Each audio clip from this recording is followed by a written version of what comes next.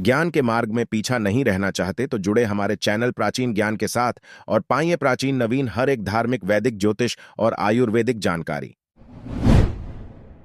यह पेड़ कोई मामूली नहीं बल्कि जगह जगह पाया जाने वाला ये पौधा वशीकरण करने के लिए एकदम उत्तम और रामबाण है। ध्यान से देख लीजिए इस पौधे को। इसका इस्तेमाल तंत्र में कैसे करते हैं और कैसे इससे अपार धन दौलत पा सकते हैं, आज जानेंगे। इस संसार में कुछ जड़ी बूटियां ऐसी होती है जो अपने आप में ही बहुत ही ज्यादा खास और विशेष होती हैं। वैसे तो इस संसार में जितने भी पेड़ पौधे हैं उनकी कुछ न कुछ विशेषता और खासियत अवश्य ही होती है। इस दुनिया में जितने भी पेड़ पौधे हैं कोई भी एक भी ऐसा नहीं है जो बिल्कुल बेकार हो। किसी न किसी में कुछ न कुछ शक्ति अवश्य ही मौजूद रहती है और यह सभी चीजें वनस्पति तंत्र के अंतर्गत आती है। यानी कि कुछ चीजें ऐसी होती हैं जो तंत्र करने के लिए बेहद आवश्यक, खास और विशेष हैं। तो दोस्तों, आज के इस वीडियो में कुछ ऐसी जानकारी के बारे में हम आपको बताएंगे कि जिसके माध्यम से आप सामने वाले को अपने वश में कर सकते हैं। बहुत सारे लोगों की यह परेशानी होती है कि जिससे वह प्यार करते हैं, जिससे उनकी शादी हो गई होती है, वह उनकी बात ही नहीं मानता है। काफी लोग हमसे इस बारे में पूछते भी है, बताते भी है कि जहां पर काम कर रहे हैं, कार्य कर रहे हैं, उनके आसपास की जो लोग हैं, उनके पड़ोसी है, वह हमेशा ही परेशान करते रहते हैं, जिसके कारण वे कार्य भी नहीं कर पाते हैं। बहुत से जालिम लोग तो ऐसे होते हैं कि केवल बस आपको दुखी देखना चाहते हैं और कुछ ना कुछ प्रयास हमेशा ही करते रहते हैं। लेकिन दोस्तों, आज के इस वीडियो में जो जानकारी है वह बेहद खास है, जिसका इस्तेमाल करके आप सामने वाले को अपने वश में कर सकते हैं और जिस भी तरह से आप चाहें उसी तरह से वह आपसे करने लगेगा। यानी कि अगर वो आपसे शत्रुता रखता है या फिर आपको पसंद नहीं करता है तो इस प्रयोग को करके आप लाभ उठा सकते हैं। इस जानकारी से आप मनचाहा कार्य कर सकते हैं। दोस्तों, गुरुजी आप लोगों को जानकारी बताएंगे उससे पहले आप सभी दर्शकों से छोटी सी प्रार्थना है। चैनल को अभी तक सब्सक्राइब नहीं किए होंगे तो हमारे चैनल प्राचीन ज्ञान को सब्सक्राइब कर लें। बाजू में बने बेल की आइकन को दबा लें, जिससे आने वाले हमारे लेटेस्ट वीडियो आपको सबसे पहले मिल सके।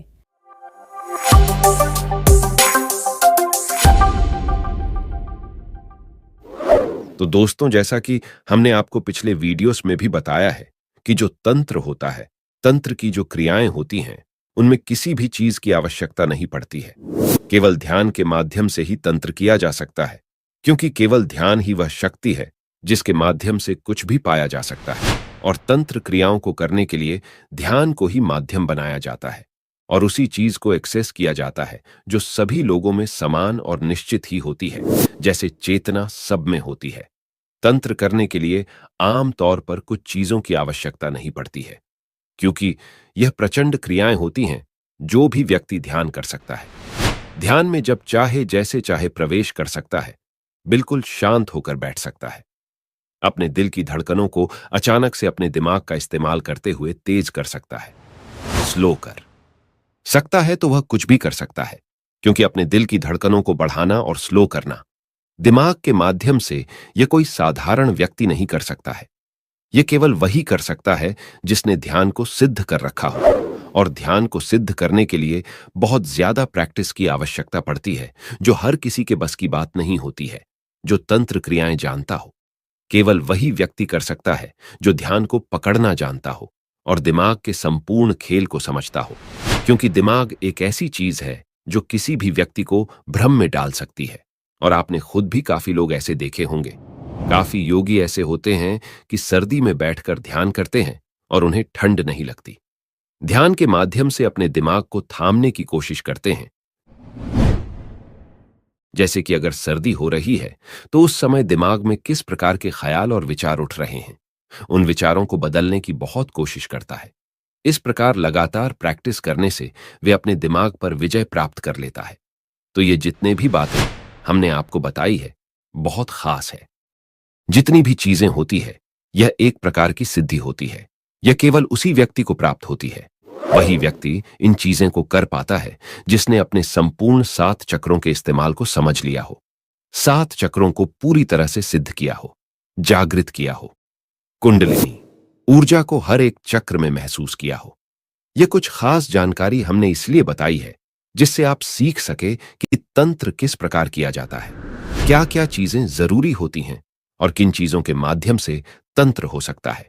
और आपको यह भी बता दें कि तंत्र की जो क्रियाएं होती है वे सामने वाले व्यक्ति के दिमाग पर अटैक भी कर सकते हैं। इसीलिए यही वजह होती है कि सामने वाले पर जब कोई तंत्र क्रिया हो जाती है तो सामने वाले व्यक्ति हमेशा ही बेचैनी में होने लग जाता है। चिंता, घबराहट और बहुत ज्यादा उसका मन खराब होने लगता है। भूख प्यास आदि सब कुछ ही उसकी बेकार हो जाती है। इसलिए तंत्र क्रियाओं को बेहद खतरनाक और सबसे अधिक शक्तिशाली बताया गया है। आपको यह भी बता दें कि जो आज्ञा चक्र होता है उसी के माध्यम से तंत्र केवल संभव होता है। इसीलिए जितने भी साधु होते हैं वह रोजाना ही अभ्यास करते हैं त्राटक का, क्योंकि त्राटक में जितनी शक्तियां होती हैं इतनी शक्ति किसी भी चीज में नहीं होती है और यह सबसे आसान होता है। सबसे पहले तो आप इस बात को समझें और यह बात देखें कि जो थर्ड आई होती है वहां पर एक बहुत ही स्ट्रांग ग्रेविटेशनल पुल होती है, यानी कि वहां पर बड़ी आसानी से आप ध्यान लगा सकते हैं। उसके अलावा शरीर में कोई भी ऐसा स्थान नहीं है जहां आप आसानी से ध्यान लगा सकें, तो वह चीज सबसे आसान होती है। इसीलिए रोजाना आपको त्राटक करना चाहिए, क्योंकि जो व्यक्ति त्राटक को रोजाना करता है उसकी आंखों में ऐसा प्रचंड वेग होता है कि वह शत्रु कि अगर आंखों में आंखें डालकर मन में कोई बात बोल दे तो उसके शत्रु के साथ होनी निश्चित है और बिल्कुल तय है।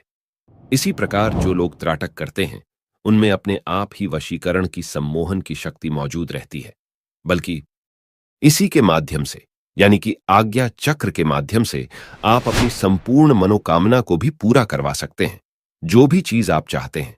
अगर आपको त्राटक करने की प्रैक्टिस है तो लगातार आज्ञा चक्र पर ध्यान लगाते हुए आप अपनी इच्छाओं को पा सकते हैं। आज्ञा चक्र बेहद खास और सबसे अधिक शक्तिशाली होता है। आज्ञा चक्र के जागृत होने से बुद्धि बिल्कुल कंट्रोल में आ जाती है। फिर बुद्धि इधर उधर बिल्कुल भी नहीं भागती है, वह बिल्कुल शांति से संपूर्ण सुख को अनुभव करने लग जाता है। लेकिन इस बात का ध्यान रखें कि जब भी आप त्राटक करते हैं तो बिल्कुल भी अपने त्रिनेत्र के साथ जबरदस्ती बिल्कुल नहीं करनी है, क्योंकि काफी लोग ऐसे होते हैं कि आज्ञा चक्र ध्यान लगाते हैं, बाहरी त्राटक करते हैं, आंतरिक त्राटक भी करते हैं, लेकिन इस प्रकार से करते हैं कि जबरदस्ती इस प्रकार हो जाता है कि उनके थर्ड ओनय पर दर्द होने लग जाता है। तो ऐसे आपको बिल्कुल भी नहीं करना है। जब दर्द होता है तब उसी समय आपको रोक देना है। यह सबसे सरल, सबसे आसान ऐसी क्रिया है कि अगर आप त्राटक करते हैं तो कोई भी व्यक्ति आपके विरुद्ध नहीं जा सकता है, और अगर वह आपके विरुद्ध जाता है तो उसके जीवन में फिर कुछ भी अच्छा नहीं हो सकता है। आज्ञा चक्र पर रोज ध्यान लगाने वाला व्यक्ति सम्मोहन वशीकरण इस प्रकार से बड़ी आसानी से सिद्ध कर लेता है कि जिस चीज की वह कामना करता है, चाहे वह कोई भी चीज हो, उसके पास निश्चित ही दौड़कर आती है। लेकिन दोस्तों, अगर आप ध्यान नहीं कर पाते हैं, आज्ञा चक्र पर भी आपका ध्यान नहीं लगता है, तो आप कुछ पेड़ पौधों की यानी कि वनस्पति तंत्र की सहायता भी ले सकते हैं। जैसे कि चिरचिटा का पौधा होता है जो बड़ी आसानी से कहीं पर भी मिल जाता है। इसे अपामार्ग भी कहते हैं। यह जो पौधा होता है इसमें वशीकरण की सिद्धियां मौजूद रहती है, इसकी जड़ में मौजूद रहती है और यह कहीं पर भी बड़ी आसानी से मिल जाता है। इसकी पहचान यह है कि इसको जब आप किसी कपड़े पर फेंकेंगे तो वह चिपक जाता है। काफी जगह इसे अपामार्ग कहा जाता है, चिरचिटा भी कहा जाता है, और बचपन में आपने इससे काफी खेला होगा।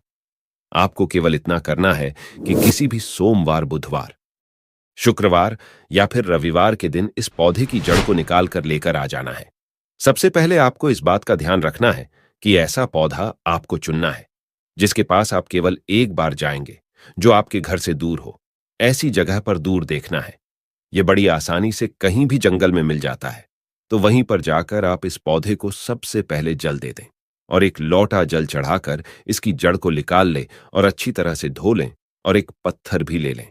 आप इस बात का ध्यान रखें कि केवल पत्थर पर ही इस जड़ को आपको पीसना है, और जिस समय आप पीसेंगे तो पीसते समय आपको क्लीम बीज मंत्र का उच्चारण करना है। क्लीम भगवान श्री कृष्ण का बीज मंत्र है। भगवान श्री कृष्ण को आकर्षण का, सम्मोहन का देवता माना जाता है, और यही बीज मंत्र जपने मात्र से ही सम्मोहन सिद्ध होता है। तो वशीकरण करने के लिए जड़ को पीसते समय आपको क्लीम बीज मंत्र मन ही मन बोलते जाना है। जितनी देर में यह पेस्ट बनेगा उतनी देर तक आपको क्लीम बीज मंत्र बोलते जाना है। थोड़े थोड़े पानी के छींटे उस पर लगाते जाना है जिससे गिला पेस्ट आपका बन जाए। और बस इस पेस्ट को आप किसी डिब्बे में भर कर रख लें। फिर जिसे आपको वश में करना हो, बस उस व्यक्ति को आपको यह तिलक लगा देना है। जैसे ही आप उस व्यक्ति को क्लीम मन में बोलते हुए तिलक लगाएंगे, वह व्यक्ति बिल्कुल आपके अनुकूल हो जाएगा और आपके वश में हो जाएगा। लेकिन अगर उसे तिलक ना लगा पाए तो आप केवल इतना कर सकते हैं कि अपने उल्टे हाथ की हथेली में इस पेस्ट को रखते हुए अंगूठे से उस पेस्ट को रगड़ते हुए क्लीम बीज मंत्र का जप करना है और अंगूठे से ही अपने माथे पर इस तिलक को लगा लेना है। अगर इस तिलक को वह व्यक्ति देख लेता है जिसे वश में करना हो तो इससे भी वशीकरण हो जाता है। बस तिलक लगाते समय थर्ड औने पर उस व्यक्ति का ध्यान करें। अगर आप अपने जीवन में अपार धन एवं दौलत प्राप्त करना चाहते हैं तो उसके लिए भी चिड़चिटा का इस्तेमाल किया जा सकता है। बल्कि अगर थर्ड आई का इस्तेमाल करते हुए चिड़चिटा का भी इस्तेमाल करते हैं तो व्यक्ति अपना बड़े से बड़ा कर्ज भी चुका सकता है और 1 माह में ही धनवान बन जाता है। इसका प्रभाव ये होता है कि फिर आजीवन उसे धन की समस्या का सामना नहीं करना पड़ता। तो दोस्तों, करना किस प्रकार है, इसकी विधि को सुनिए। पहले आप ये देखिए कि जितनी आपकी उम्र है तो उस संख्या का जोड़ आपको निकाल लेना है।